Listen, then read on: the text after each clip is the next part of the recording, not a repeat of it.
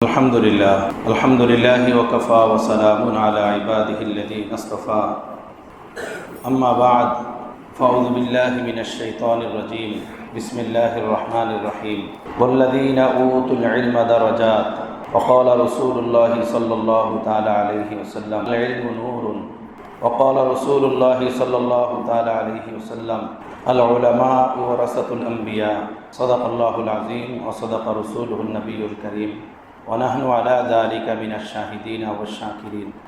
আল্লাহ পাকের দরবারে অসংখ্য অগণিত শুকর। ওলামা তলাবা বুজুর্গানের সাথে অল্প সময়ের জন্য আমাকে বসার সুযোগ করে দিয়েছেন, আলহামদুলিল্লাহ। মজমা তো হাজারো হয়, কিন্তু জমিনের সবচেয়ে শ্রেষ্ঠ মানুষ যারা, তাদের সাথে বসতে পারা সৌভাগ্যের ব্যাপার। ইমামে আজম আবু হানিফা রহমতুল্লাহ আলাই বলতেন যে দুনিয়ার মধ্যে কারো ব্যাপারে যদি নিশ্চিতভাবে বলা যায় কসম খেয়ে যে এই জামাতের লোকেরা আল্লাহওয়ালা, তো আমি বলবো তারা হলেন এলেম পিপাসু তলেব এলেম। এলেম পিপাসু তলেব এলেমের জামাত, এরা হলেন আল্লাহওয়ালাদের জামাত। যাদের ব্যাপারে নিশ্চিত বলা যায় যে এই জামাত আল্লাহওয়ালা জামাত। ইমামে আজম বলেন তারা হলেন ওলামাদের তলাবাদের জামাত, যারা নিজের জীবনকে এলেম শিখানোর সাথে বেঁধে দেয়। রসুল পাক সাল্লাল্লাহু তাআলা আলাইহি ওয়াসাল্লাম বলছেন, আশরাফু উম্মতি হামালাতুল কোরআন ওয়া আসহাবুল লাইল। আমার উম্মতের শ্রেষ্ঠ মানুষ হলো যারা কোরআনের ধারক বাহক, কোরআনে পাক শিখান, পড়ান, তারা হলো আমার উম্মতের সর্বশ্রেষ্ঠ মানুষ। এটা দুনিয়ার কোনো রাজা বাদশার বলা কথা না, কোনো কবির কাব্য না, কোনো আলেমের বানানো বাক্য না। এটি এমন একটি হাস্তির কথা যার কথার উপরে আর শ্রেষ্ঠ কোনো কথা এই জমিনে হতে পারে না। তিনি বলেন যে এই জমিনের উপরে আশরাফু উম্মতি, আমার উম্মতের মধ্যে সবচেয়ে যারা আশরাফ, সবচেয়ে যারা দামি, মূল্যবান, ভালো, এক কথায় আল্লাহওয়ালা, আল্লাহর প্রিয়, তারা হলেন হামেলে কোরআন, যারা কোরআন পড়ান, শিখান। তারা হলেন আমার উম্মতের সর্বশ্রেষ্ঠ মানুষ। সুবহানাল্লাহ। দুনিয়া কি বলল না বলল, দুনিয়া কোন দিকে গেল, সেগুলো দেখার সময় আমাদের নাই, সেগুলো দেখার দরকারও আমাদের নাই। প্রিয় রাসূল সাল্লাল্লাহু তাআলা আলাইহি ওয়াসাল্লামের এক জুমলা আমাদের ইহকাল ও পরকাল উভয় কালের সফলতার জন্য যথেষ্ট। এরপরে দুনিয়া কিছু মনে করুক বা না করুক, এটা দুনিয়ার বিষয়, দুনিয়াদারদের বিষয়। প্রিয় রাসূল সাল্লাল্লাহু আলাইহি ওয়াসাল্লামের এই সমস্ত হাদিসের বাণীর কারণেই হয়তো ইমাম আজম আবু হানিফা রহমতুল্লাহ আলাইহি বলতেন যে দুনিয়াতে তো হাজারো জামাত আছে, হাজারো দল আছে, কিন্তু পুরা জামাতের লোক, পুরা দলের লোক আল্লাহওয়ালা। এটা নিশ্চিতভাবে যাদের ব্যাপারে বলা যায় যে এই জামাতের লোকেরা আল্লাহওয়ালা জামাত, তারা হলেন তলেব এলেম, ইলমে দ্বীন শিখান যে জামাত, এরা হলেন আল্লাহওয়ালা জামাত। সুবহানাল্লাহ। আল্লাহওয়ালা জামাত মানে আল্লাহর তালাশে যারা থাকেন তারা আল্লাহওয়ালা জামাত। যে মাছ ধরে মাছের তালাশে থাকে তাকে মাছওয়ালা বলে। যে ব্যক্তি দুনিয়ার অন্য কোনো কাজের তালাশে থাকে তাকে কাজ অনুযায়ী ডাকা হয় সবজিওয়ালা, মাছওয়ালা, কাপড়ওয়ালা। যে যেই জিনিসের তালাশে থাকে তাকে ওই জিনিসের সাথে সম্পৃক্ত করে ডাকা হয়। তো আল্লাহওয়ালা জামাত মানে এরা আল্লাহর মোতালাশি বান্দা, আল্লাহর তালাশের বান্দা। এরা আল্লাহর তালাশে থাকে, আল্লাহর সন্ধানে এরা জীবন কাটায়, জীবন পার করে। এরা হলেন আল্লাহওয়ালা বান্দা যারা আল্লাহর তালাশে জীবন কাটায়। তো কোরআনে পাক পড়ান, হাদিসে পাক পড়ান এবং মুতাল্লিকাতে কোরআন, মুতাল্লিকাতে হাদিস পড়ান, আল্লাহর তালাশে জীবন পার করেন। এরা বড় দামি জামাত, বড় মূল্যবান জামাত। যারা আল্লাহর তালাশে জীবন পার করেন, এমন মূল্যবান জামাত, তাদের কাছে প্রিয় নবীকে আল্লাহ তাআলা পাঠিয়েছেন। ওয়াসবির নাফসাকা মাআল্লাযীনা ইয়াদউনা রাব্বাহুম বিল গাদাতি ওয়াল আশি ইউরিদুনা ওয়াজহা। আমার প্যারে মুর্শিদ কুতুবে আলম আরিফ বিল্লাহ হযরত মাওলানা শাহ হাকিম মোহাম্মদ আখতার সাহেব নওয়ারাল্লাহু মারকাদাহু হযরত বলেন যে প্রিয় রাসূল সাল্লাল্লাহু আলাইহি ওয়াসাল্লাম তো সারাদিন উম্মতের কাজেই ব্যস্ত থাকতেন, সাহাবাদেরকে নিয়ে ব্যস্ত থাকতেন, দ্বীনের নানান কাজে ব্যস্ত থাকতেন। সামান্য সময়ের জন্য নিজ গৃহে গেছেন একটু আরাম করার জন্য, যে আরাম করবেন, একটু স্বস্তি নিবেন। ওই মুহূর্তে ওহী অবতীর্ণ হয়েছে যে হে নবী, আপনি আপনার আরাম ছাড়েন, আপনি আপনার বিশ্রাম ছাড়েন, ঘর থেকে বেঘর হন এবং মসজিদের ভিতরে যান। গিয়ে দেখেন কিছু বান্দারা আমাকে তালাশ করে, কিছু বান্দারা আমাকে ডাকে, আপনি গিয়ে তাদের সাথে বসেন। আপনি আপনার নবুয়াতের ফয়েজের দ্বারা তাদেরকে ফয়েজিয়াব করেন, তাদেরকে মালামাল করেন, তাদেরকে ফয়েজ দেন, তাদেরকে আপনার সোহবতের দ্বারা ধন্য করেন। তো প্রিয় নবী নিজের ঘর থেকে উঠলেন, কামরা থেকে বের হলেন, মসজিদের ভিতরে গেলেন, দেখলেন যে সাহাবায়ে কেরামের এক জামাত গোল হয়ে বসা। আল্লাহ নবী তাদের কাছে গেলেন, জিজ্ঞেস করলেন, তোমরা এখানে কি করো? তারা বললেন, ইয়া রাসূলুল্লাহ, আমরা তো আল্লাহকে ডাকি, আল্লাহর তালাশে এখানে বসা, আল্লাহর জিক্র ফিকিরে বসা, আল্লাহর তালাশে বসা। আচ্ছা, তোমরা আল্লাহর তালাশে এখানে কেন বসা? আমরা আল্লাহর রেজা চাই, আল্লাহর খুশি চাই, আল্লাহর সন্তুষ্টি চাই। তো আমার প্যারে মুর্শিদ বলেন, আল্লাহ তাআলা বলেন, ওয়াসবির নাফসাকা মা'আল্লাযীনা ইয়াদউনা রাব্বাহুম, আপনি ধৈর্যের সাথে বসেন হে নবী ওই লোকদের সাথে, ইয়াদউনা রাব্বাহুম বিল গাদাতি ওয়াল আশিয়্যি, যারা সকাল সন্ধ্যা তার প্রিয় মাওলাকে ডাকে, প্রিয় মাওলার বান্দা হওয়ার জন্য, প্রিয় হওয়ার জন্য, আল্লাহওয়ালা হওয়ার জন্য, আল্লাহর নৈকট্যপ্রাপ্ত বান্দা হওয়ার জন্য। আর তারা মাওলাকে ডাকে কেন? ইউরিদুনা ওয়াজহা, তারা আল্লাহর খুশি চান, আল্লাহর সন্তুষ্টি চান, আল্লাহর রেজা চান। আপনি তাদের কাছে গিয়ে বসেন। সুবহানাল্লাহ। এই জামাত এত মূল্যবান।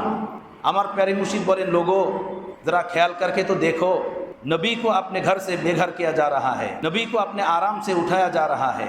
নবীকে নিজের ঘর থেকে উঠানো হইতেছে, ঘর থেকে বের হওয়ার জন্য বলা হইতেছে, আর তাদের কাছে গিয়ে বসতে বলা হইতেছে যারা বলেন ইউরিদুনা ওয়াজহা, আমরা আল্লাহকে তালাশ করি, আল্লাহর খুশি তালাশ করি, আল্লাহর রেজা তালাশ করি, আল্লাহর বন্ধু হওয়ার পথ তালাশ করি।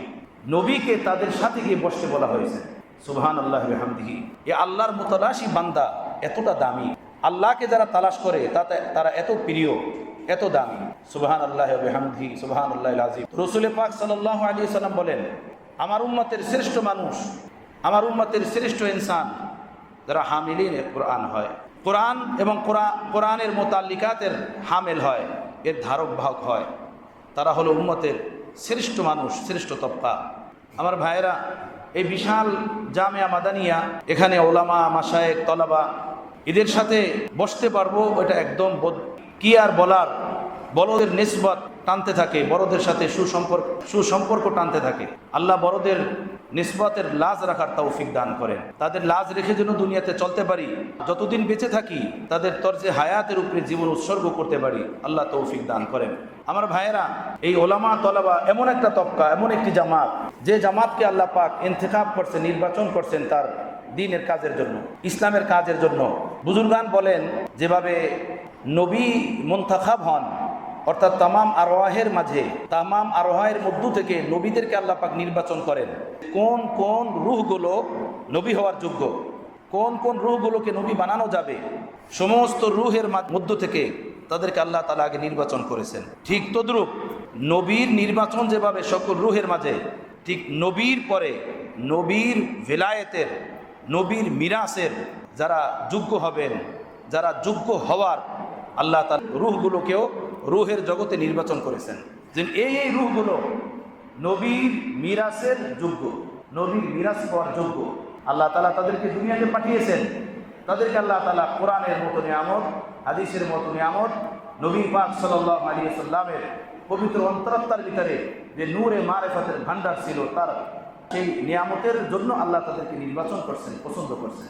এ মুনতাখাব শুদা তপ্পা, আমি আপনি যে মাদ্রাসার পথে এসেছি, দিনের পথে লেগেছি, ये सादत बजोरे बाजोनेस ताना बख्शे खुदाए बख्शंदा, ये कदम उठती नहीं है उठाई जाती है। এটা আমরা নিজেরাই উঠি নাই, আমরা নিজেরাই আসি নাই। আল্লাহ তাআলা সেই জগৎ থেকে, সেই রূহের জগৎ থেকে আপনাদেরকে এর জন্য কবুল করছেন, নির্বাচন করছেন। রাসূল পাক সাল্লাল্লাহু তাআলা আলাইহি ওয়াসাল্লামের এই মিরাসের জন্য আল্লাহ তাআলা আপনাদেরকে নির্বাচন করছেন। সুবহানাল্লাহ। এই কারণে হযরত আলী বলছেন, রাজিনা কিসমাতাল জাব্বারি ফিনা লানা ইলমুন ওয়ালিল জুহারি মালুন।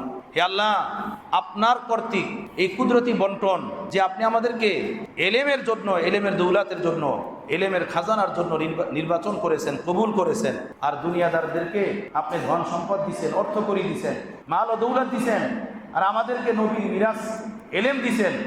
আপনার এই কুদরতি বন্টনের উপরে, আপনার এই কুদরতি ভাগের উপরে আমরা দিল জান থেকে খুশি। সুবহানাল্লাহ বিহামদিহি, আল্লাহু আকবার। এলেম পেয়ে খুশি যে আপনি আমাদেরকে এলেমের জন্য কবুল করছেন। আর যারা জুহাল, জাহেল, যারা দুনিয়াদার, তাদেরকে আপনি মালের জন্য কবুল করছেন। আপনি তাদেরকে মাল দিতেছেন, মাল, দুনিয়ার ধন সম্পদ, অর্থ করি, টাকা পয়সার উপরে তাদেরকে মরতে দিছেন। আর আপনি আমাদেরকে আপনার নবীর মিরাস এলেমের জন্য কবুল করছেন। সুবহানাল্লাহ বিহামদিহি। রাজিনা কিসমাতাল জাব্বারি ফিনা লানা ইলমুন ওয়ালিল জুহালি মালুন। কেন? মাল এমন একটা জিনিস, অচিরেটা শেষ হয়ে যাবে, খতম হয়ে যাবে। ওয়াইনাল ইলমা ইয়াবকা লা ইয়াজালু, আর ইলম এটা চিরস্থায়ী, কোনোদিন এটা শেষ হবে না। সুবহানাল্লাহি বিহামদিহি, সুবহানাল্লাহিল আযীম। মালওয়ালার মাল হারিয়ে যায়। কোনো ব্যক্তি যদি আলেম হন, কোরআনে পাকের হাফেজ হন, কি তার এটা হারিয়ে যায়? তার থেকে কোরআন সুন্নাহের ইলম হারিয়ে যায়? একদমই না। বরং এটা এমন একটা জিনিস, এটার উপরে যত আমল পেরা হয়, আমল করে, তার ইলম তত বাড়ে। এই কারণেই রাসূল পাক সাল্লাল্লাহু আলাইহি ওয়াসাল্লাম বলছেন, মান আমিলা মা আলিমা ওয়ারাসাহুল্লাহু তাআলা মা লাম ইয়ালাম। যে ব্যক্তি আমল করবেন ওই জিনিসের উপরে যেটা সে জানে, আল্লাহ তাআলা এই আমলের বরকতে অজানা জগতের ইলম তার উপরে উন্মুক্ত করে দিবেন। সুবহানাল্লাহ। এটার মাফহুমে মুখালিফ মাযহাবে হানাফিতে গ্রহণযোগ্য। যদি মাফহুমে মুখালিফ নেওয়া হয় তো কি হবে? যে আমল করবে না ওই জিনিসের উপরে যেটা সে জানে, তাহলে জানা বিষয়টি আল্লাহ তার থেকে ভুলিয়ে দিবেন। এটা তো দাঁড়ায় না? এটাই তো দাঁড়ায় হাকিকত। হাকিকত এলেমের মূল উৎস আমলের সাথে সম্পৃক্ত। যে এলেমকে আমলের দ্বারা মুকাইয়্যদ করা হয় না, যেমন আমরা আমাদের ছাত্র জমানাতে শুনতাম, ওস্তাদরা বলতেন যে কয়্যিদুল ইলমা বিল কিতাবা, এলেমকে মুকাইয়্যদ করতে হয় লেখার দ্বারা, কিতাবাতের দ্বারা। এলেমকে এটা লেখো, অর্থাৎ ওস্তাদের তাকরীর, ওস্তাদের বয়ান, ওস্তাদের কথা, এটা লিখে রাখো, নয় ভুলে যাবা। লেখে এটাকে কয়েদ করো, হেফাজত করো। আর আউলিয়ায়ে কেরাম বলেন এলেমকে মুকাইয়্যদ করো বিল আমল, কাইয়িদুল ইলম বিল আমল। এলেমকে মুকাইয়্যদ করো আমলের দ্বারা। এলেম যদি ধরে রাখতে চাও তো এলেমের উপরে আমল করো। ওই এলেম তোমার অন্তরাত্মার গভীরে এলেমের খাজানা ভান্ডার তৈরি করে দিবে। এই কারণে মাওলানা জালালউদ্দিন রুমি রহমতুল্লাহ আলাইহি বলছেন, যার অন্তরাত্মার ভিতরে এক বিন্দু এলেম থাকবে, আমলের দ্বারা এই এলেমের সম্পর্ক মাওলায়ে পাকের জাতের সাথে থাকবে, তার অবস্থা এমন হবে যে ছোট্ট একটা কূপ, ওর সম্পর্ক যেন গভীর, নিচ দিয়ে সাগরের সাথে, নদীর সাথে। কূপ তো বাহ্যিকভাবে ছোট, কিন্তু ওর সম্পর্ক যদি থাকে নদীর সাথে, কূপের সাথে, ওর পানি কোনো দিন শুকাবে না। সম্পর্কের কারণে, যে তার সম্পর্ক আছে নিচ দিয়ে কূপের সাথে, এই কূপের সম্পর্ক নদীর সাথে, সাগরের সাথে। ঠিক যেই এলেমের সম্পর্ক থাকে মাওলায়ে পাকের সাথে, আল্লাহ পাকের সাথে, আমলের মাধ্যমে, ওই এলেম কখনো শেষ হয় না। ওই এক জাররা এলেম তার উপরে দরিয়া দরিয়া ঠেলে দেয়। এজন্যই আমার প্যারে মুর্শিদ বলছেন, মেরে কারিম মতলক সে কতরা জিসি নে মাঙ্গা, দরিয়া বাহা দিয়ে দুর্বে বাহা দিয়ে, দরিয়া বাহা দিয়ে দুর্বে বাহা দিয়ে। আমার কারিম মাওলার কাছে যে এক বিন্দু চেয়েছে, যেন আল্লাহ আপনার কাছে আপনার পূর্ব মারেফতের একটা বিন্দু চাই, আল্লাহ তাআলা তার উপরে 7 সাগর ঢেলে দিয়েছেন। 7 সাগর। এই এলেমকে মুকাইয়্যদ করতে হয় আমলের দ্বারা, এলেমকে বাড়াইতে হয় আমলের দ্বারা। যেই এলেমের উপরে আমল হয়, আল্লাহ তাআলা ওই এলেমের উপরে আল্লাহ তাআলা ইলমে লাদুন্নি নসিব করে দেন। আমার ভাইয়েরা দেখেন, আমরা আমাদের বুজুর্গানে দ্বীনের জবান থেকে শুনছি, এভাবে মানুষ নানান ধরনের অপবাদ, প্রোপাগান্ডা এগুলো করতে থাকতো, যে মাওলানা কাসেম নানুতুবিকে, মাওলানা গঙ্গুহিকে, মাওলানা ইয়াকুব নানুতুবিকে, হ্যাঁ কি হলো এই লোকগুলোর? তারা যে হাজী সাহেবের কাছে গিয়ে বায়াত হলো, এরপরে তারা বলতো যে হাজী সাহেবকে কে চিনতো? যদি মাওলানা কাসেম নানুতুবির মতো মানুষ, মাওলানা ইয়াকুব নানুতুবির মতো মানুষ, মাওলানা রশিদ আহমদ গঙ্গুহির মতো মানুষ হযরত হাজী সাহেবের হাতে বায়াত না হতো, তো হাজী সাহেবকে কেউ চিনতো না।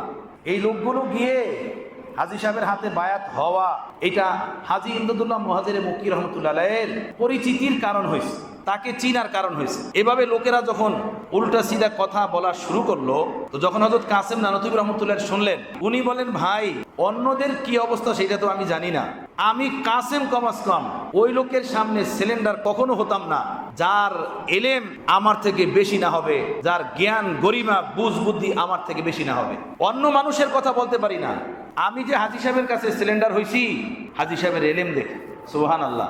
অথচ হাজী সাহেব রহমতুল্লাহ আলাইহি কাফিয়া তাক পড়ুয়া মানুষ ছিলেন, মাত্র কাফিয়া পর্যন্ত পড়ছেন, কিন্তু কাসেম নানুতুবি রহমতুল্লাহ আলাইহি বলেন, আমি যে তার কাছে সিলিন্ডার হয়েছি তার এলেম দেখে, তার এলেমের সামনে।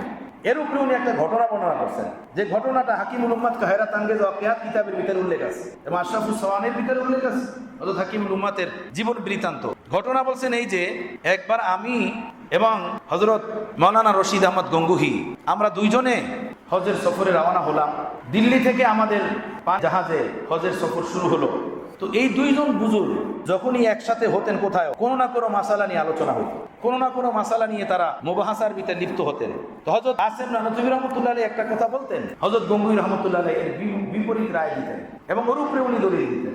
হযরত গঙ্গুহি রহমতুল্লাহ আলাইহির রায়কে, হযরত গঙ্গুহি রহমতুল্লাহ আলাইহির রায়কে হযরত কাসেম নানুতুবি রহমতুল্লাহ আলাইহি আবার কেটে দিতেন তার দলিল দিয়ে। এভাবে দারুল উলুম দেওবন্দেও বারবার হয়েছে যে দুইজন কামরার দুই পাশে বসছেন, কোনো মাসালা নিয়ে আলোচনা শুরু করছেন, হযরত কাসেম নানতুবি রহমতুল্লাহ রায় একটা, হযরত গঙ্গুই রহমতুল্লাহ রায় আর একটা, এবং দুজন নিজের রায়ের উপরে দলিল দেন।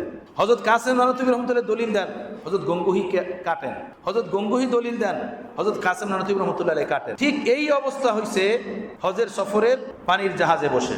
কোনো একটা মাসালা নিয়ে দুজনের মধ্যে আলোচনা শুরু হলো। আলোচনা শুরু হলে হযরত কাসেম নানতুবি রহমতুল্লাহ দলিল দেন, হযরত গঙ্গুহি ওইটাকে আরেক দলিল দ্বারা কেটে দেন। হযরত গঙ্গুহি নিজের মতের উপরে দলিল দেন, হযরত কাসেম নানতুবি রহমতুল্লাহ আলাইহি আরেকটা দলিল দিয়ে ওইটাকে কেটে দেন। এই দীর্ঘক্ষণ পুরা হজের সফরে এই মুবাহাসা যখন হলো, কোনো সমাধায় যখন তারা পৌঁছতে পারলেন না, পরিশেষে হযরত কাসেম নানতুবি রহমতুল্লাহ বললেন, আচ্ছা ভাই, আপনিও আমারটা মানেন না, আমিও আপনারটা মানি না, আমরা দুজন তো হজের উদ্দেশ্যে যাইতেছি, সেখানে আমাদের মুরব্বী হাজী সাহেব রহমতুল্লাহ আছেন, আমরা আমাদের মাসালা হযরত হাজী সাহেবের সামনে রাখবো, এই মাসালায় হাজী সাহেবের যেটা রায় হবে আপনি সেটা মানবেন তো? হযরত গঙ্গুহি বললেন, ভাই হাজী সাহেব আমাদের মুরব্বী, হাজী সাহেবের কথা মানবো না তো কার কথা মানবো? হযরত কাসেম নানতুবি রহমতুল্লাহ বললেন, আচ্ছা ঠিক আছে, তাহলে আমরা চুপ থাকি, আমরা যাব গিয়ে হাজী সাহেবকে বিষয়টা বলবো, হাজী সাহেব যেটা রায় দিবেন আমরা হজরতের রায় মেনে নিব। ঠিক আছে, কথা একদম চুপ। দীর্ঘদিন পরে 7-10 দিন পরে জেদ্দাতে জাহাজ পৌঁছলো, ওনারা মক্কাতে গেলেন। মক্কাতে পৌঁছার পরে সকাল বিকাল হযরত হাজী সাহেব রহমতুল্লাহ আলাইহির ওখানে মজলিস হতো। হিন্দুস্তান থেকে যত ওলামা মাশায়েখ বুজুর্গান যেতেন ওনার মজলিসে বসতেন। তো হযরত ওনারা এরাও বসতেন। একদিন ফজরের পরে মসনবী শরীফের মজলিস শুরু হলো। হযরত হাজী সাহেব রহমতুল্লাহ আলাইহি ওই মসনবী শরীফের বিষয় নিয়ে আলোচনা শুরু করলেন। আলোচনা করতে করতে ওই ইখতিলাফি মাসালা যেটা নিয়ে ইমামের এই রায়, 4 ইমামের রায় বর্ণনা করার পরে এরপরে বললেন, এগুলো তো 4 ইমামের রায়, এই মাসালার উপরে আমি ইমদাদুল্লাহরও একটা নিজস্ব রায় আছে। এরপরে নিজের রায় বর্ণনা করলেন যে এই মাসালায় আমার রায় হলো এইটা। তো হযরত হাজী সাহেব রহমতুল্লাহ আলাইহি যে রায়ের কথা বলছেন ওইটা ওই রায়, ওই মত যেটা মাওলানা কাসেম নানতুবি রহমতুল্লাহ আলাইহি বলছেন। এরা যখন শুনলেন এই আলোচনা, এরা হয়রান হলেন, হতবাক হলেন, যে আল্লাহ, আমরা দুইজনের একজনও তো হাজী সাহেবকে এই কথা এখনো বলি নাই, আমরা চেয়েছি আমাদের এই বিষয়টাকে হাজী সাহেবকে বলে একটা সমাধান নিব, আমরা তো বলি নাই, আমরা এই ব্যাপারে তো 4 আইম্মার রায় এত বিস্তারিত আলোচনা করি নাই। হাজী সাহেব রহমতুল্লাহ আলাইহি এই মাসালার উপরে 4 মাযহাবের রায় বর্ণনা করলেন, এরপরে আবার নিজের রায় বর্ণনা করলেন, এবং নিজের রায় ওইটাই বর্ণনা করলেন যে মত হযরত কাসেম নানতুবি রহমতুল্লাহ আলাইহি দিয়েছেন। মজলিস শেষ হলো। মজলিস শেষ হলেই হযরত মাওলানা কাসেম নানতুবি রহমতুল্লাহ আলাইহি হযরত রশিদ আহমদ গঙ্গুহি রহমতুল্লাহ কাছে গেলেন, গিয়া বলেন, सुना है हजरत का राय, सुना है? তো হযরত গঙ্গুহি রহমতুল্লাহ বললেন, ভাই তুমি যখন পানির জাহাজে বলছিলা ভাই আমিও আপনারটা মানি না, আপনিও আমারটা মানেন না, তো হযরত যে রায় দিবেন সেটা মানবেন তো? তখনই আমি বুঝছি হযরতের রায় তোমার রায়, এটা এক হয়ে যাবে, এটা এক হয়ে যাবে, আর কিছু না। সুবহানাল্লাহ। হযরত হাজী সাহেব রহমতুল্লাহ আলাইহি বাহ্যিক দুনিয়াবি কিতাবের মাত্র কাফিয়া পর্যন্ত পড়ুয়া মানুষ ছিলেন। কথা বুঝতেছেন? আল্লাহ নবী বলেন, মান আমিলা মা আলিমা ওয়ারাসাহুল্লাহ তাআলা মা লাম ইয়ালাম, যে আমল করবে তার জানা বিষয়ের উপরে, এই আমলের বরকতে আল্লাহ তাকে অজানা জাহানের ইলম দান করবে, অজানা বস্তুর ইলম দান করবে। আমাদের বুজুর্গান বলেন, ইলম শব্দটা এর মাদ্দা কি? আইন লাম মিম, ইলমুন। এই ইলম শব্দটা আল্লাহ পাকের আলিম জাত থেকে মুশতাক, এর মুশতাক মিনহু হলো আলিমুন। আল্লাহ পাকের আলিম জাত থেকে ইলম মুশতাক, এটার দ্বারা একটু বোঝায় যে ব্যক্তি মুশতাক মিনহুর যত নিকটে যাবে, মুশতাক মিনহুর আওসাফ তার উপরে তত বেশি ইনকিশাফ হবে। তো আল্লাহ তাআলা হলেন মুশতাক মিনহু, ইলম এর থেকে মুশতাক। তো এই আলিম জাতের নিকটবর্তী হওয়ার একমাত্র মাধ্যম এই দুনিয়াতে বন্দিগি, ইবাদত, তার হুকুম আহকাম মতো জীবনযাপন। যে ব্যক্তি ইবাদত ও বন্দিগির দ্বারা আলিম জাতের যত নিকটবর্তী হবে তার উপরে এলেমের সিফত তত বেশি উন্মুক্ত হয়ে যাবে। সুবহানাল্লাহ। এলেম তার উপরে তত বেশি খুলতে থাকবে। এলেম তো ওখান থেকে আসে, এলেম তো ওখান থেকে অবতীর্ণ হয়। এজন্য এলেম পাওয়ার জন্য ওখানের সাথে রাবেতা জরুরি, ওখানের সাথে সম্পর্ক জরুরি। সাথে বা আউলিয়া নামক কিতাবের ভিতরে আল্লামা ইবনে তাইমিয়া রহমতুল্লাহ আলাইহি ওনার কথা উল্লেখ আছে। উনি বলেন, কোরআনে পাকের কোনো আয়াতের ব্যাখ্যা আমার কাছে যখন কঠিন লাগতো ওই ব্যাখ্যাটা বোঝার জন্য আমি 100 তাফসির দেখতাম, 100 তাফসির দেখে ওর গভীরতা উদ্ঘাটন করার চেষ্টা করতাম যে আল্লাহ এর গভীরতা কোথায়, এটা কামা হক্কাহু বুঝতেছি না কেন, এটা পাবো কিভাবে, উদ্ধার করবো কিভাবে। 100 তাফসির দেখতাম, কিন্তু শত তাফসির দেখার পরেও এলেমের কোরআনে পাকের ওই আয়াতের মর্ম উদ্ঘাটন করতে পারতাম না, বুঝে আসতো না। এরপরে আমি এই কিতাব সব বন্ধ করতাম, বন্ধ করে মরুর দিকে, জংলার দিকে কোনো নির্জন স্থানে চলে যেতাম, কোনো মসজিদ তালাশ করতাম বা নির্জন কোনো জায়গা তালাশ করতাম, সেখানে গিয়ে নামাজে দাঁড়িয়ে যেতাম, এরপরে সেজদায় পড়তাম, সেজদায় পড়ে দোয়া করতাম, হে কোরআনকে নাজিল করনেওয়ালা আল্লাহ, আপনার এই আয়াতের মর্ম কি, ব্যাখ্যা কি আমার বুঝে আসে না, আপনি নিজ মেহেরবানি করে আমার অন্তরে এটা ঢেলে দেন, এর মর্ম ঢেলে দেন। সুবহানাল্লাহ। উনি বলেন শত তাফসীর দেখার পরে যে বিষয়টা আমার বুঝে আসতো না, উদ্ঘাটন করতে পারতাম না, সেই জংলাঝাড়ের কোনো মসজিদ, কোনো নির্জন জায়গাতে গিয়ে কান্নাকাটি করার পরে সেই বিষয়টা আমার অন্তরে আল্লাহ তাআলা ঢেলে দিতেন। সুবহানাল্লাহ ওয়া বিহামদিহি। এটা বোঝা যায় স্পষ্ট যে ইলমের সম্পর্ক আল্লাহ তাআলার সাথে, এটা উপর থেকে অবতীর্ণ হয়, উপর থেকে নাজিল হয়। এই কারণেই তো আল্লাহ নবী হাদিসে পাকের বলছেন, মাইয়ুরিদিল্লাহু বিখায়রান ইউফাক্কিহু ফিদ্দীন, আল্লাহ যার সফলতা চান, যার মঙ্গল চান, যার ইহকাল পরকালের খায়ের চান, আল্লাহ তাকে দ্বীনের বুঝ দেন, দ্বীনের জ্ঞান দেন, দ্বীনের সামুজ দেন। ওয়ুলহিমহু রুশদা, এবং হেদায়েতের কথা যেগুলো মানুষের জন্য হেদায়েত হবে, এগুলো আমি তাদের অন্তরে ইলহাম করতে থাকবো। ওহী তো নবীদের পর্যন্ত শেষ, ওহী আর দুনিয়াতে আসবে না, কিন্তু ইলহাম কিয়ামত পর্যন্ত হইতে থাকবে। এটাই হাদিস দ্বারা স্পষ্ট বোঝা যায়, তাই না? যাদের বুজুর্গানে দিনের ইলহাম আর আমদ শুনলে মাথা গরম হয়ে যায়, তারা এই হাদিসের ব্যাখ্যা একটু করে শোনাক, এই হাদিসের ব্যাখ্যা বলে শোনাক যে ওয়ুলহিমহু রুশদার অর্থ কি হবে, ওয়ুলহিমহু রুশদার ব্যাখ্যা কি হবে। আল্লাহ তাআলা নিজেই বলেন, আমি যার জন্য খায়ের চাই, মঙ্গল চাই, সফলতা চাই, ইহকাল পরকালের ইজ্জত চাই, আমি তাকে দ্বীনের বুঝ দেই, তার অন্তরে আমি ইলহাম করি হেদায়েতের বিষয়, হেদায়েতের কথা। আমার ভাইয়েরা, কোরআন সবচেয়ে বড় ইলহামি কিতাব আল্লাহ পাকের, সবচেয়ে বড় আহাম গুরুত্বপূর্ণ হেদায়েতের কিতাব। যালিকাল কিতাব হুদাল লিন্নাস, সেই হেদায়েত কিতাবের আলো নূর দেওয়ার জন্য আপনাদেরকে আল্লাহ তাআলা নির্বাচন করছেন। সুবহানাল্লাহ ওয়া বিহামদিহি, সুবহানাল্লাহিল আযীম। গুলজারে ইব্রাহিমের ভিতরে এই কবিতা আছে যে নাহার সিনারা রাজেদানি দেহান দিদারা দিদা বানি দেহান। আল্লাহ তাআলা সকল সিনাকে এমন বানান নাই যে আল্লাহ পাকের ইশক ও মহব্বত ও মারিফাতের দৌলত সেই সিনা, সেই হৃদয়, সেই অন্তর গ্রহণ করতে পারবে। সব সিনার ভিতরে সেই ক্যাপাসিটি নাই। কথা বুঝতেছেন? গাড়ি একটা 1500 সিসি, সে 2000 সিসি গতিতে চলবে কেমনে? এটা সম্ভব না। তো নাহার সিনারা রাজেদানি দেহান, সকল সিনা, সকল হৃদয়, সকল আত্মা এমন না যে আল্লাহ পাকের মারিফাতের, আল্লাহ পাকের পূর্বের, আল্লাহ পাকের হিদায়েতের খাজানা বহন করতে পারবে। প্রতিটা সিনা এমন না, সকল সিনা এমন না। নাহার দিদারা দিদা বানি দিহান, সব চক্ষু এমন না আল্লাহ পাকের পূর্বের তাজাল্লি দেখতে পারবে। সকল চক্ষে এমন শক্তি নাই। নাহার মুরসালে আহলে মেরাশুদ ওহার গাওহারে দুররাতুত তাজসুদ, সকল নবী এমন হন না যে তাদেরকে আল্লাহ পাক মেরাজ করাবেন, মেরাজের সৌভাগ্য দিবেন, যেভাবে আমাদের প্রিয় নবীকে মেরাজের সৌভাগ্য আল্লাহ তাআলা দান করছেন। নাহার গাওহারে দুররাতুত তাজসুদ, মতি তো হাজারো আছে। কিছু মতি এমন হয় জুতায় লাগায়, দেখেন না আপনারা? কিছু মতি বাচ্চাদের কাপড়ে লাগায়, ব্যাগে লাগায়, ওগুলোও মতি। আর কিছু মতি এমন যেগুলো বাদশার মুকুটে লাগায়। মতি তো দোনোটা, একটা লাগলো জুতায়, একটা কাপড়ে, একটা লাগলো কোথায়? মাথার মুকুটে লাগলো। যেমন মনে করেন ইট, এটা ইট ভাটায় তৈরি হয়, দাম একই, 1000 10,000 টাকা, 1000 9000 টাকা। কিন্তু ইট একটা কিনে আনলেন, একটা লাগলো আপনার ওয়াশরুমে, একটা লাগলো কিচেনে, একটা লাগলো ঘরে, আর একটা লাগলো মসজিদে। দাম তো সবগুলোর এক, কিন্তু লাগার কারণে এর মূল্য বেড়ে গেল কি গেল না? এর মূল্য বেড়ে গেল। তো মতি তো সব, একটা মতি জোতায় লাগে, আর একটা মতি কাপড়ে লাগে, আর একটা মতি বাদশার মুকুটে লাগে। তো উনি বলেন নাহার গাওহারে দুররাতুত তাজসুদ, সব গাওহার, সব মতি এমন হয় না যেটা বাদশার মুকুটের ভিতরে লাগে। অর্থাৎ কি বুঝাইলেন? এই কথা, সকল অন্তরাত্মা এরকমের না যে আল্লাহর মারিফাত সে পেতে পারে, আল্লাহর নৈকট্য সে নিতে পারে, আল্লাহর পূর্বের খাজানা সে বহন করতে পারে। সকল অন্তরাত্মা এরকমের না। আমার ভাইয়েরা, স্পষ্ট বোঝা যায় এই কথার দ্বারা যে নবীরা যেভাবে মুনতাখাব শুদা, নবীদেরকে যেভাবে সকল আরোহের মাঝে আল্লাহ তাআলা নির্বাচন করেছেন, তার হেদায়েতের জন্য, হেদায়েতের বাণী তাদের অন্তরাত্মার উপরে এলকা ও ইলহাম করার জন্য, ঠিক যারা নবীদের উত্তরসূরি হবেন, ওয়ারিসিন আম্বিয়া হবেন, তারাও আল্লাহর পক্ষ থেকে মুনতাখাব শুদা, নির্বাচিত, তারাও নির্বাচিত।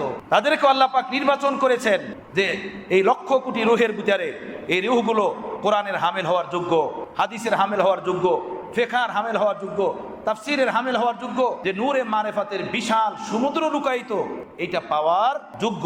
আমার ভাইয়েরা, আল্লাহ পাক আপনাদেরকে সেই কাজের জন্য নির্বাচন করেছেন, সেই কাজের জন্য পছন্দ করেছেন। সুবহানাল্লাহ, সুবহানাল্লাহ। আল্লাহ তাআলার কদর করার তৌফিক দান করেন। নিজের মূল্য যদি নিজেই না বুঝি, তাহলে কিন্তু খেলায় খেলায় সময় পার হয়ে যাবে, জিন্দিগি বরবাদ হয়ে যাবে, হাতছাড়া হয়ে যাবে।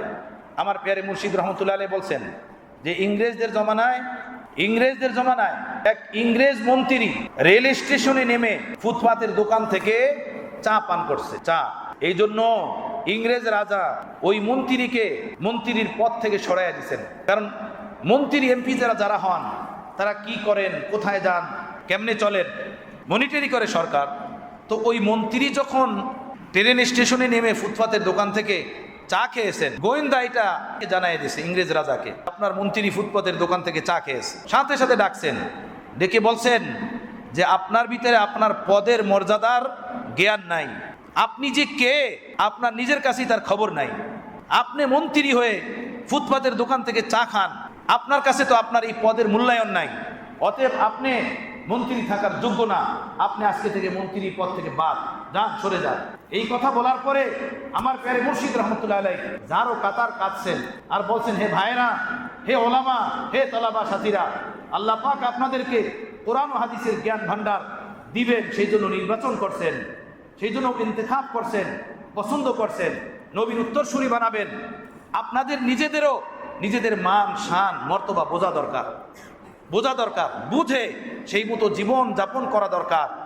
এটাকে হেলায় খেলায় কোরবান না করে দেওয়া, নিজের মর্যাদা নিজের মান না বুঝলে তখন কিন্তু ক্ষতিগ্রস্ত হয়ে যাবেন। অতএব আপনি কে, আপনি এটা বুঝতে হবে। আপনাকে আল্লাহ তাআলা বিশাল এক কাজের জন্য পয়দা করছেন, আল্লাহ তাআলা আপনাকে বিশাল এক নিয়ামত ও দায়িত্বের জন্য পয়দা করছেন। সুবহানাল্লাহি ওয়া বিহামদিহি, সুবহানাল্লাহিল আযীম। আমার ভাইয়েরা, আমি মনে করি যে আল্লাহর নবীর এই রাস্তার জন্য যাদেরকে কবুল করছেন, দুনিয়া ও মাফিহা সকল জিনিস থেকে তাদের চিরতরে মুখ ফিরিয়ে নেওয়া লাজেম। আর এটা আল্লাহ পাক তার পবিত্র কালাম সূরা তাহারবিতে বলেন, ওয়ালা তামুদ্দান্না আইনাইকা ইলা মা মাত্তানা বিহি। হে সাহাবী, হে নবী, আপনারা যাদেরকে আমি আমার নিয়ামতের জন্য নির্বাচন করেছি, খবরদার আপনারা আপনাদের দৃষ্টি ওই সকল লোকদের দিকে উঠাবেন না যাদেরকে আমি ব্যাংক ব্যালেন্স দিয়েছি, গাড়ি দিয়েছি, বাড়ি দিয়েছি, অট্টালিকা দিয়েছি, ধন সম্পদ দিয়েছি। খবরদার তাদের অট্টালিকা দেখে যেন আপনাদের নজর সেদিকে না যায়, তাদের বিলাসিতা দেখে, তাদের গাড়ি বাড়ি দেখে, তাদের নাজ নিয়ামত দেখে সেদিকে যেন আপনাদের নজর না যায়। সুবহানাল্লাহি ওয়া বিহামদিহি, ওয়ালা তামুদ্দান্না আইনাইকা ইলা মা মাত্তানা বিহি। যাদেরকে পার্থিব জগতের ধন সম্পদ দিয়েছি তাদের দিকে যেন আপনাদের নজর না যায়। সুবহানাল্লাহ, সুবহানাল্লাহ। আমার ভাইয়েরা, আমাদের দৃষ্টি তো খুব উঁচু হওয়া দরকার, খুব মানের হওয়া দরকার, খুব শানের হওয়া দরকার। আমার প্যারে মুর্শিদ রহমতুল্লাহ বলতেন যে অনেকগুলো পাখি আছে, কাক আছে, শকুন আছে, এমনিভাবে অনেক পাখি আছে, ওরা মুর্দা খায়, মরা জিনিস খায়, উড়তে থাকে আর তালাশ করে কোথায় মরা বকরি পড়ে আছে, কোথায় মরা গরু পড়ে আছে, কোথায় মরা ইঁদুর পড়ে আছে। ওই কাক, ওই চিল, হ্যাঁ, এরপরে ওই শকুন, ওগুলো তালাশ করে। কিন্তু বাজ পাখি, হুদহুদ পাখি, এরা এই মরা মুর্দা জিনিস তালাশ করে না। বাজ পাখি মুর্দা জিনিস তালাশ করে না, হুদহুদ খাওয়ার জন্য, পেট ভরার জন্য মুর্দা গরু, মুর্দা বকরি আর মুর্দা ইঁদুর তালাশ করে না। সে তালাশ করে বনের গভীরে কোথায় তাজা তাজা হরিণ আছে, তাজা তাজা স্বাস্থ্যবান খরগোশ আছে, সেগুলো তালাশ করে সেটা খাওয়ার জন্য। কথা বুঝতেছেন?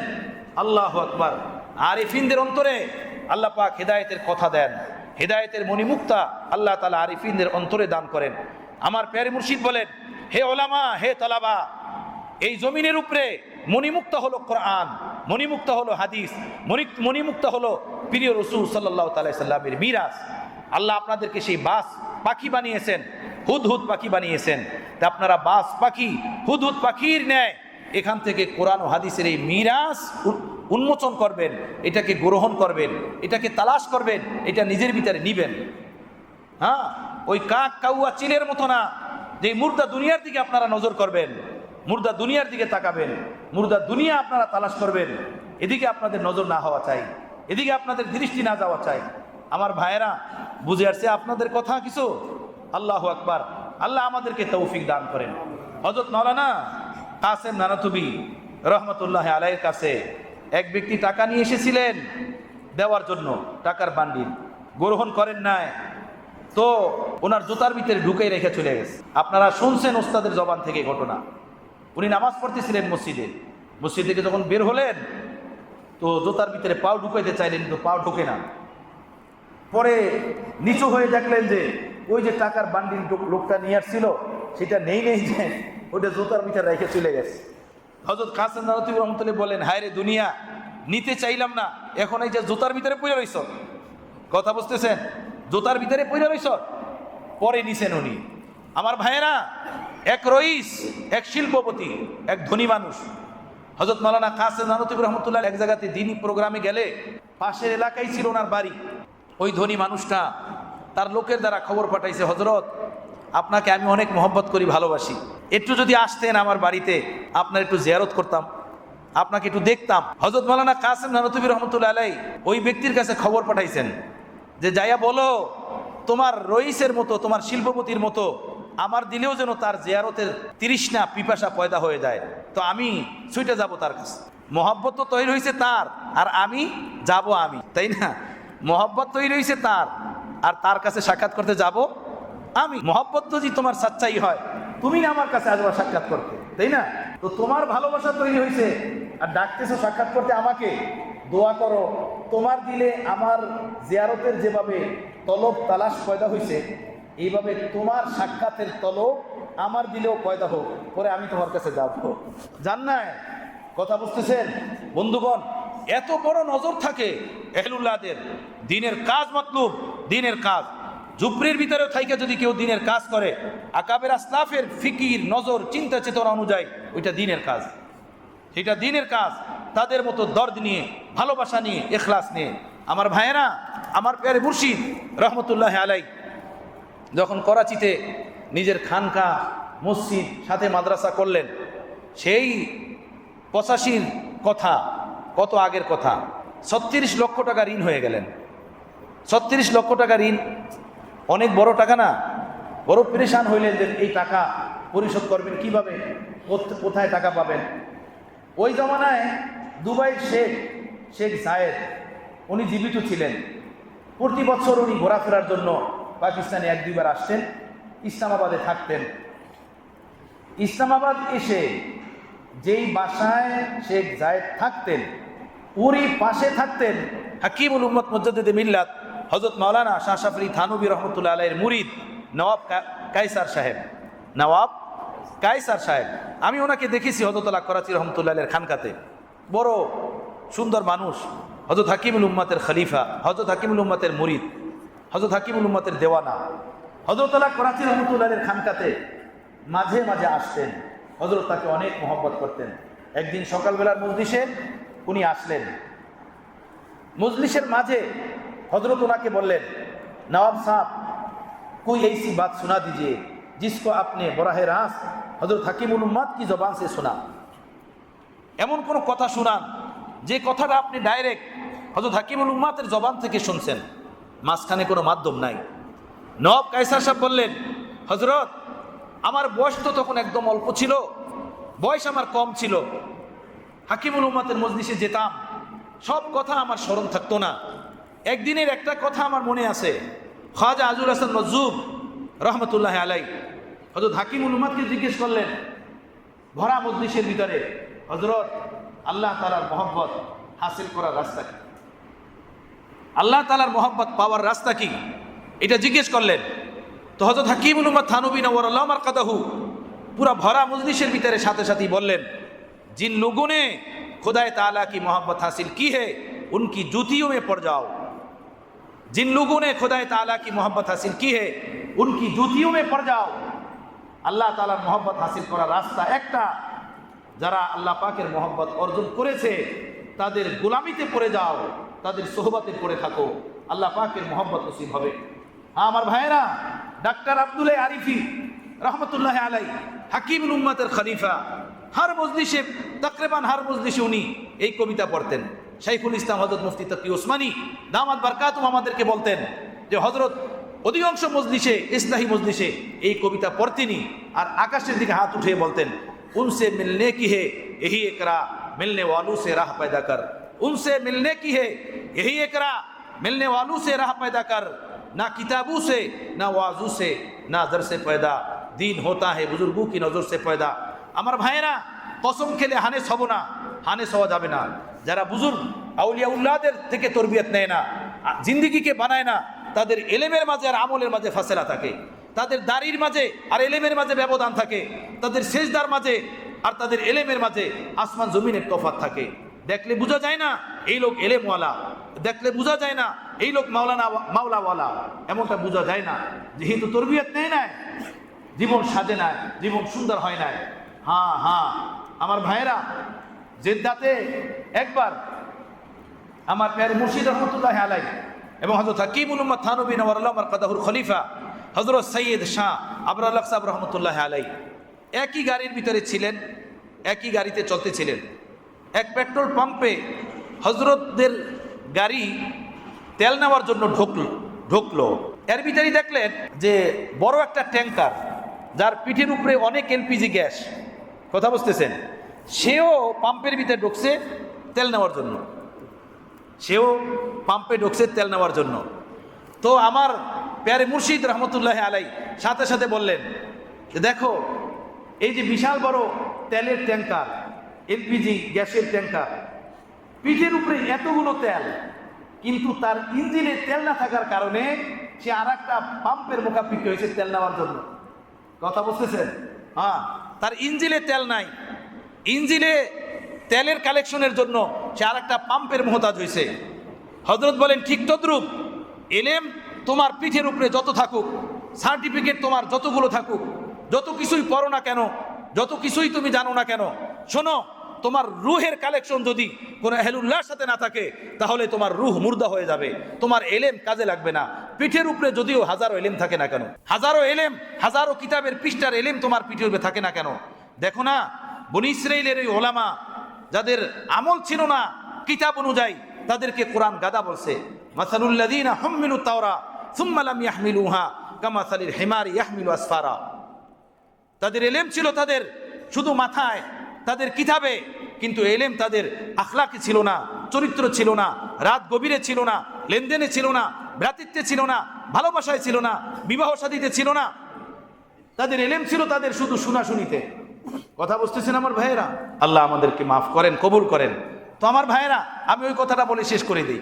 নওয়াব কায়সার সাহেব শেখ জায়েদের, আজকে তো শেখ জায়েদও নাই, নওয়াব কায়সার সাহেবও নাই, আর যে ঘটনা ঘটছে আমার প্যারে মুর্শিদের সাথে, উনিও আজকে দুনিয়াতে জিন্দা নাই।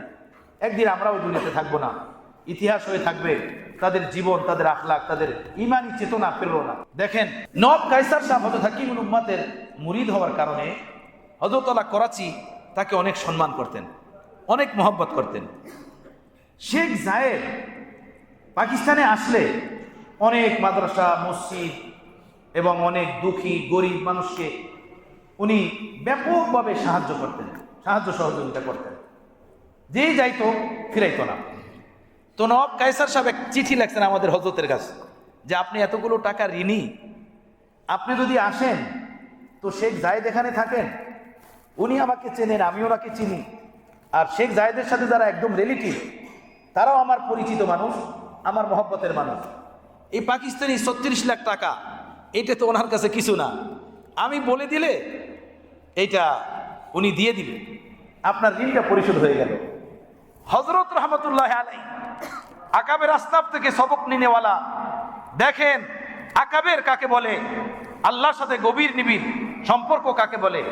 হযরত বললেন বিসাল ফকির আলা বাবিল আমির, ওই দরবেশ অত্যন্ত নিকৃষ্ট, ওই সুফি অত্যন্ত নিকৃষ্ট যে আল্লাহর সাথে সম্পর্ক থাকার পরে দুনিয়া পাওয়ার জন্য কোনো আমিরের দুয়ারে যায়। হে নওয়াব কায়সার সাহেব, আমার দ্বারা সম্ভব না, আমি দ্বীনের কাজের জন্য ঋণী হয়েছি, আমার আল্লাহ আমার ঋণ পরিশোধ করে দিবেন। হযরত জান্নাত, সুবহানাল্লাহ বিহামদিহি, সুবহানাল্লাহিল আযীম। এভাবে মারিফাতের নিসবত যার হৃদয়ে থাকবে, দুনিয়া ও দুনিয়ার মধ্যবর্তী সব জিনিস থেকে সে বিনিয়াজ থাকবে। কোন রাজার রাজগদির দিকে, কোন শিল্পপতির শিল্পত্বের দিকে, কোন নামি দামি বাড়ি গাড়ির দিকে, না কোনো সুন্দরী নারীর রূপের দিকে এমন মানুষের অন্তরাত্মা যেতে পারে যাকে আল্লাহ তাআলা কোরআন ও সুন্নাহের জ্ঞান ও ভান্ডার, নবীর ওয়ারিস হওয়ার জন্য যাকে ইন্তেখাব করেছেন এই জমিনে। আমার ভাইয়েরা, আমার বন্ধুরা, আমার ওলামা সাথী, তলাবা সাথীরা, আপনারা সেই মুনতাখাব শুদা সাথী, আপনাদেরকে আল্লাহ পাক সেই রাস্তার জন্য কবুল করেছেন, নির্বাচন করেছেন। নিজেদের সম্মান বুঝতে হবে নিজেদের কি, এবং ধরে রাখতে হবে সেটাকে, চলতে হবে আকাবের রাস্তাবের পথে। আল্লাহ আমাকে, আমাদের সকলকে, আমাদের বুজুর্গানি দ্বীনের ওনাদের তরিকার ধারক বাহক হয়ে সাচ্চা গোলাম ও দেওয়ানা হয়ে জীবনযাপনের তৌফিক দান করেন, চেনার তৌফিক দান করেন।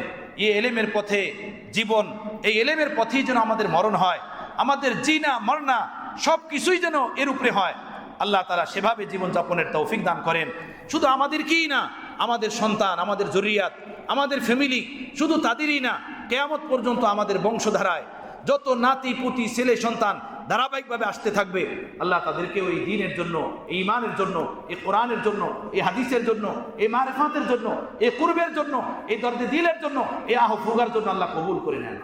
ওয়া আখিরু দাওয়ানা আলহামদুলিল্লাহি রাব্বিল আলামিন। আলহামদুলিল্লাহি রাব্বিল আলামিন ওয়াস সালাতু ওয়াস সালামু আলা সাইয়্যিদিল মুরসালিন ওয়া আলা আলিহি ওয়া আসহাবিহি আজমাইন। রব্বানা যালামনা আনফুসানা وإن لم تغفر لنا وترحمنا لنكونن من الخاسرين. ربنا هب لنا من أزواجنا وذرياتنا قرة أعين واجعلنا للمتقين إماما رب ارحمهما كما ربياني صغيرا. আল্লাহ আপনি আমাদেরকে মাফ করে দেন। আল্লাহ এই মাদ্রাসা, বিশাল এই বিশ্বনাথের মাদ্রাসা, ওলামা তলাবা, মুরব্বিয়ানে কেরাম, বুজুর্গান, এদের সাথে বসা হলো, আল্লাহ আপনি আমাকে মাফ করে দেন, আপনি আমাকে ইসলাহ দান করেন, আপনার পূর্বের দৌলত আপনি আমাদের সকলকে নসিব করমান। আমাদের ছেলে সন্তানদেরকে আপনি আল্লাহওয়ালা হিসাবে কবুল করেন, ছেলে মেয়ে সকলকে আপনি দিনদার হিসাবে কবুল করেন। আয় আল্লাহ, এই মাদ্রাসা তা কিয়ামত কবুল করেন, কিয়ামত পর্যন্তর জন্য এর ফয়েজ দুনিয়ার আনাসে কানাসে ছড়াইয়া দেন। এই মাদ্রাসার যারা খেদমত করে আসছেন, অতীতে অদ্যবধি পর্যন্ত করতেছেন, সকলের খেদমত আপনি কবুল করে নেন। তলাবা আসাদায়ে কেরাম সকলকে আল্লাহওয়ালা বানিয়ে দেন, সকলকে এলেমের পিপাসা দান করেন, এলেমের নূর দান করেন। আয় আল্লাহ, সকলের হাজত জরুরত পূরণ করে দেন। আয় আল্লাহ, এই মাদ্রাসার জন্য যারা জায়গা দিয়েছেন, অর্থ করি দিয়ে যারা খেদমত করতেছেন, আল্লাহ সকলের খেদমত, সকলের কোরবানি আপনি কবুল করে নেন। মোহতামি সাহেব হুজুর, নায়েবে মোহতামি সাহেব হুজুর, নাজিমে তালিমা সাহেব হুজুর, আরও যত আসাদায়ে কেরাম আছেন, আল্লাহ এই মাদ্রাসার জন্য জানে প্রাণে মেহনত করছেন, আল্লাহ তাদের হায়াতের ভিতরে বরকত দেন, তাদের জিন্দেগির ভিতরে বরকত দেন। আল্লাহ তাদেরকে আপনি সুস্থ রাখেন। আয় আল্লাহ, তাদের সন্তানদেরকেও আপনি দ্বীনের জন্য, ঈমানের জন্য, দ্বীনের খেদমতের জন্য কবুল করে নেন। আমাদের সকলকে কবুল করেন আল্লাহ, কাউকে মাহরুম করিয়েন না। দেশের তামাম মাদারেসে দিনিয়া, মাদারেসে কওমিয়াগুলোকে কবুল করেন, সব মাদ্রাসার হাজত জরুরতগুলো পূরণ করেন। আয় আল্লাহ, হক্কানি পীর মাশাইখদের খানকাগুলোকে কবুল করেন, তাবলিগি মারাকিজগুলোকে কবুল করেন। আয় আল্লাহ, আপনি আমাদেরকে সাচ্চা খাঁটি মুসলমান হিসাবে কবুল করেন। ওয়া সাল্লাল্লাহু তাআলা আলা খায়রি খালকিহি মুহাম্মাদিন ওয়া আলিহি ওয়া আসহাবিহি আজমাইন। আমিন আমিন বিরহমাতিকা ইয়া আরহামার রাহিমিন।